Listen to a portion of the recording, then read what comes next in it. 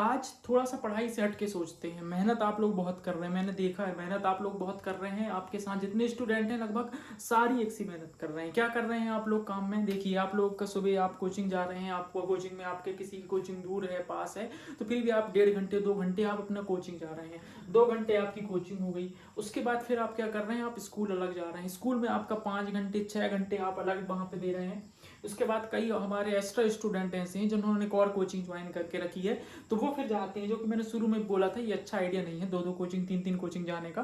ठीक, अगर आप जा रहे हैं तो कोई बात नहीं है, लेकिन वहाँ पे भी अगर कोई जा रहा है तो 2 घंटे वो दे रहा है, और आप नहीं भी जा रहे हैं तो आप स्कूल में 6 घंटे में बहुत ज़्यादा थक जा रहे हैं। आपने इस चीज़ को देखा होगा।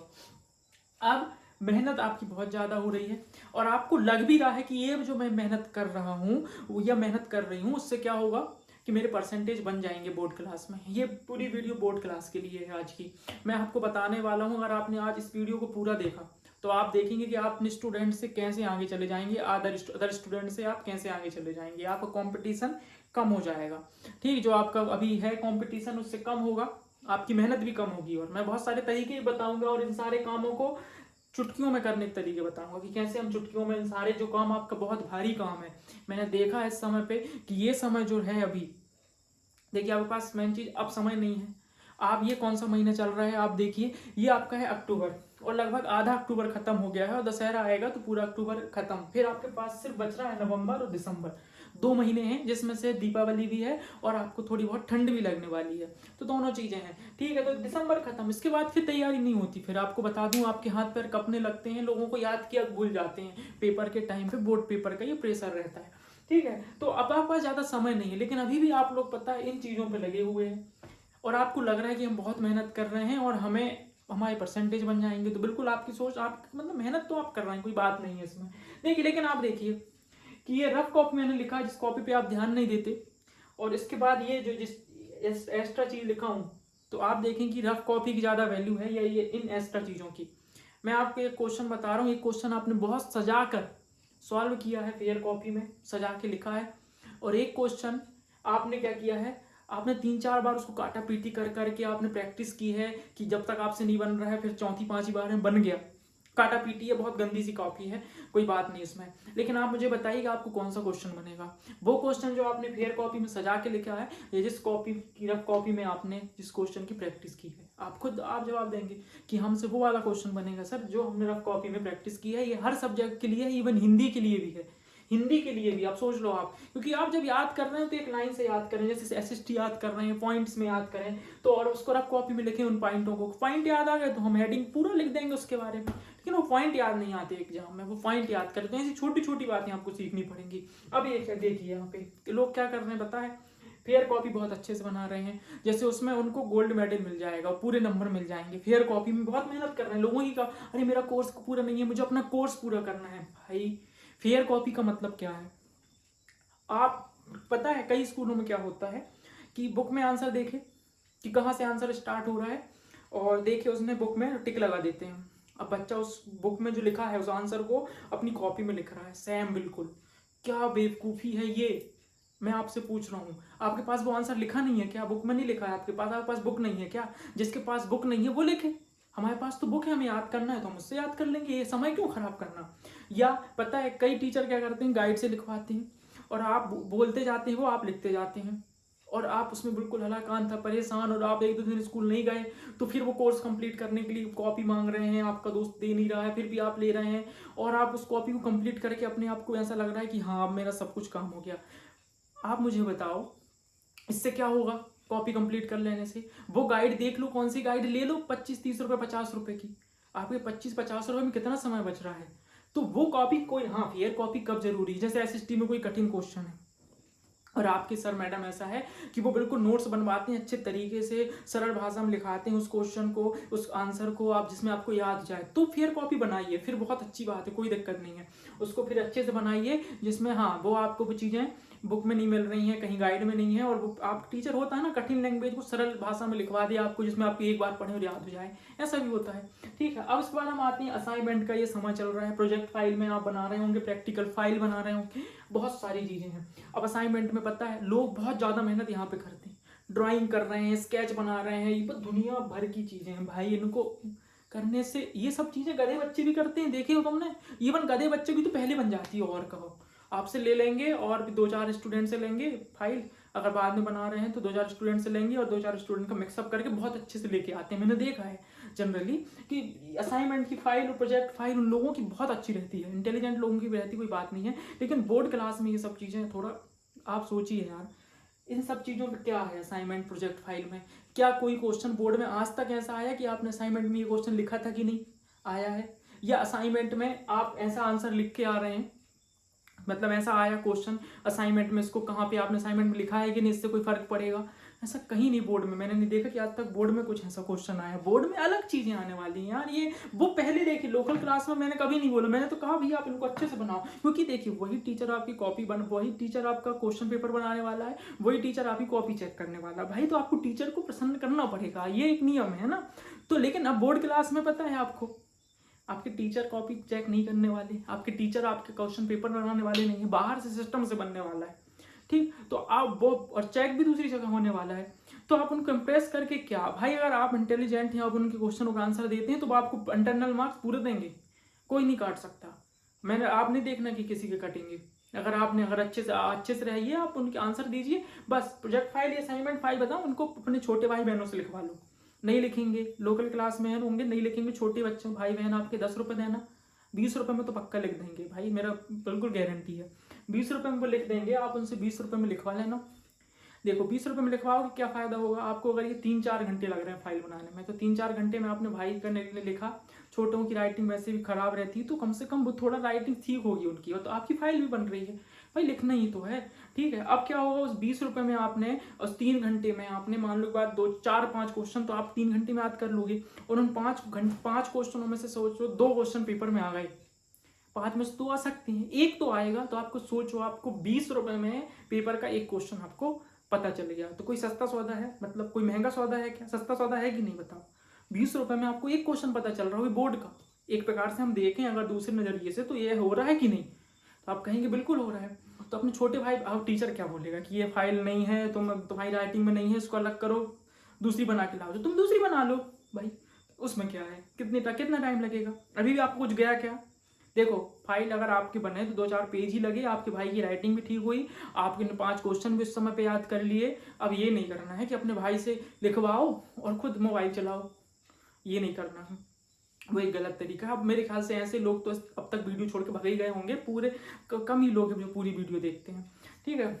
अब देखते हैं एक्स्ट्रा कंपटीशन, ये एक मतलब लोग ईगो में ले लेते हैं। अभी देखिए डांस का भी समय आने वाला है, और दूसरे ड्राइंग वगैरह बहुत सारी चीज़ें होती हैं, ये सब मैं नहीं कह रहा हूँ कि आप पार्टिसिपेट मत करिए, मैं तो बोलता हूँ कि करिए, अच्छी चीज़ें हैं, लेकिन बोर्ड क्लास में इस टाइम पर करना, आप खुद बताओ बेवकूफ़ी है कि नहीं है, सीधी सी बात है भाई। अभी भी अगर आप नहीं समझ पा रहे हो, आपको अभी भी लग रहा है, आप थोड़ा स्मार्ट स्टडी करने बजाइए, थोड़ा मतलब आप मेहनत करने से बस कुछ नहीं होता है यार, मेहनत तो मजदूर भी करते हैं, अगर मेहनत करने से कोई अमीर बनता तो आज सबसे ज़्यादा अमीर मजदूर लोग होते, क्योंकि सबसे ज़्यादा मेहनत वो करते हैं, पर ऐसा नहीं है ना, इस चीज़ को समझो आप, ठीक है। अभी क्या टाइम निकल जाएगा, और मेरे को नहीं पता कि आप मेरी बात मानेंगे कि नहीं, लेकिन इतना जरूर है कि जितने लोग देखते हैं इसमें से 2-4 लोग तो पक्का मानेंगे, और उनको फायदा भी मिलेगा पेपर में, आप देख लेना, ठीक है। और आप अपने सीनियर अगर हैं मेरे स्टूडेंट, तो आप उनसे पूछ लेना कि हाँ कृष्णा सर के कारण ऐसा हुआ था कि नहीं, सानू सर के कारण ऐसा हुआ कि नहीं, वो बता देंगे।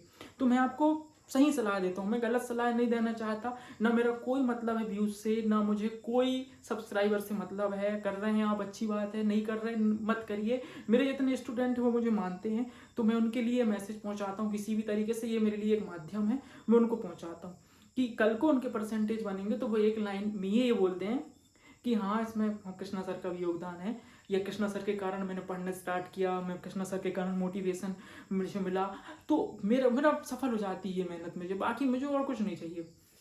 अब इसके बाद पता है, इन सब चीज़ों को आप अलग करके इस कॉपी पे मेहनत करिए ज़्यादा से ज़्यादा। हिंदी भी पढ़ रहे हैं ना, इस कॉपी में पॉइंट बनाइए, इनको काटिए। मेरी बता रहा हूँ, मेरे पास जो है रफ कॉपी ज़्यादा बढ़ती नहीं मेरी, पता नहीं चलता था, मैं रफ कॉपी आज भी बहुत ज़्यादा मेरी फेवरेट है रफ कॉपी, मैं बहुत ज़्यादा उसको क्या करता हूँ, भर देता हूँ। और बहुत सस्ती भी यार, आप इसमें 2 रुपये के पेन से भी लिखो, 3 रुपये के पेन से भी लिखो, कोई फ़र्क नहीं पड़ता। कॉपी बहुत है, हम 2-4 पेज गलत भी होगा तो कोई फ़र्क नहीं पड़ता, उससे क्या है भाई, सस्ती तो कॉपी है, ठीक है। लेकिन इन कॉपी में एक भी गलती हो जाती तो हमें बहुत अजीब लगता है। लेकिन आपको जानकर हैरानी होगी कि जो परसेंटेज बनते हैं, जो प्रैक्टिस होती है, वो इस कॉपी में होती है। इस कॉपी का ज़्यादा एरिया है परसेंटेज में। जो इन चीज़ों में आप मेहनत कर रहे हैं ना, ये इनका आपके बोर्ड की मार्कशीट में है वेटेज, लेकिन बहुत कम है।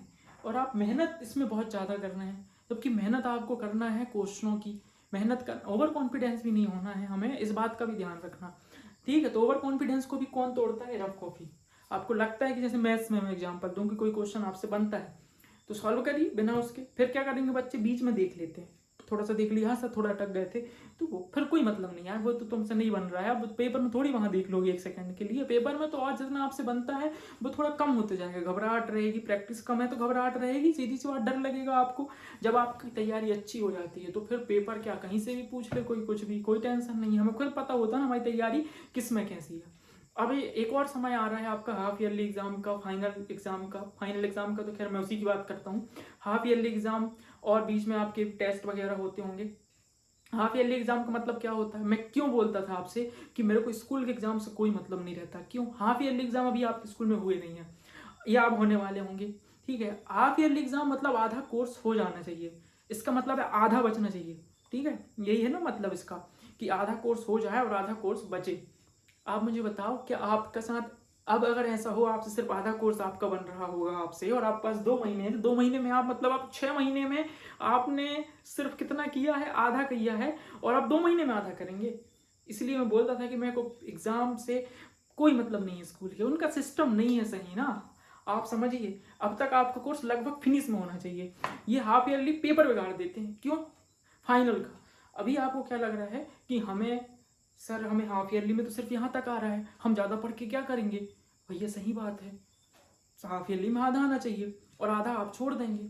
आपको हाफ ईयरली वगैरह ये कुछ नहीं रखना ध्यान में कि हाफ ईयरली में नहीं आ रहा है ये चैप्टर तो ना पढ़े, ये गलती नहीं करना। समय नहीं है, अब मेन बात ये है कि समय नहीं है, और ये समय अभी ठीक है। फिर इसके बाद ठंड लगेगी आपको और त्यौहार आने वाले हैं, दशहरा दीपावली में इतना ऐसा माहौल आपका रहता है आजू बाजू, आप चाह कर भी नहीं पढ़ सकते, लेकिन फिर भी आपको पढ़ना है। उसका भी मैं तरीका बताता हूँ कि क्या करना रहता है, ठीक है। आपको उस समय में भी पढ़ना है। दशहरा दीपावली आपकी हर साल आएंगी, आपकी ये बोर्ड क्लास हर साल नहीं आने वाली, आप बहुत इंपॉर्टेंट क्लास में हैं, इसलिए मैं इतनी मेहनत कर करके आपके लिए वीडियो बनाता हूँ। क्यों?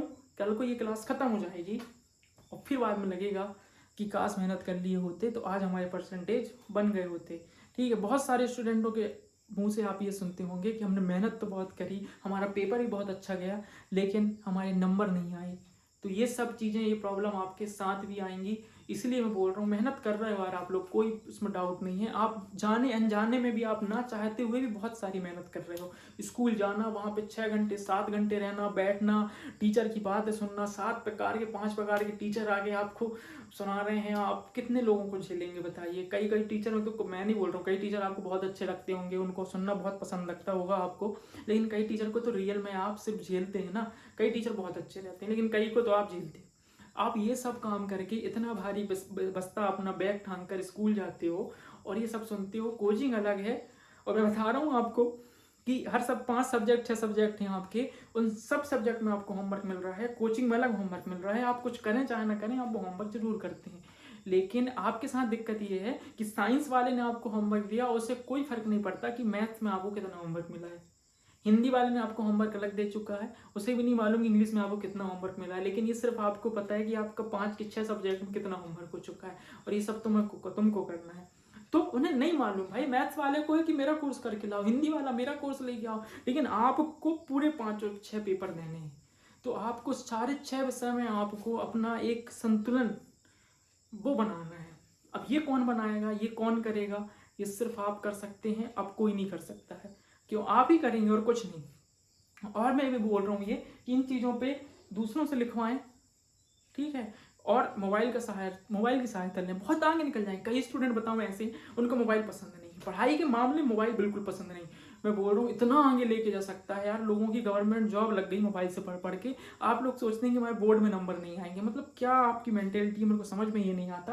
हाँ, हालांकि 10th के बाद खत्म हो जाएगी, आप जाएंगे मोबाइल की तरफ, 11th 12th के बाद आप 11th में 12th में बच्चे चले जाते हैं मोबाइल की तरफ, क्योंकि नहीं हो पाता। 10th तक आपके ये सब चलती हैं बातें कि नहीं हमें मोबाइल से, मोबाइल आपका क्या हेल्प करेगा असाइनमेंट बनाने में, एक से एक चीज़ें मिलेंगी, प्रिंट करा लो, दे दो, चिपका दो उसमें फाइल में, अच्छी भी लगने लगेगी, आपका टाइम भी नहीं लगा और फाइल भी अच्छी बन गई आपकी। तो ये सब चीज़ों का आप उपयोग करें भाई। टेक्नोलॉजी आपके पास थोड़ा बहुत पैसे, जो मैं बोलता था कि लोकल क्लास में भाई पैसे आप खर्च नहीं करना, मैं लोकल क्लास में कोई भी आपको गाइड लेने को नहीं बोलता था, कुछ भी नहीं बोलता था, लेकिन 10th में बोल रहा था कि 9th में बोला था 11th वालों से भी कि भाई पैसे बचा के रखना, बोर्ड क्लास में काम में आएंगे। तो यही सब चीज़ तो आपको फिर अपने पैसे खर्च करना है, यहाँ पे अपने छोटे भाई बहनों को दो, वो भी खुश रहेंगे, ठीक है, आपका भी काम होते जाएगा, उनका भी फायदा होते जाएगा।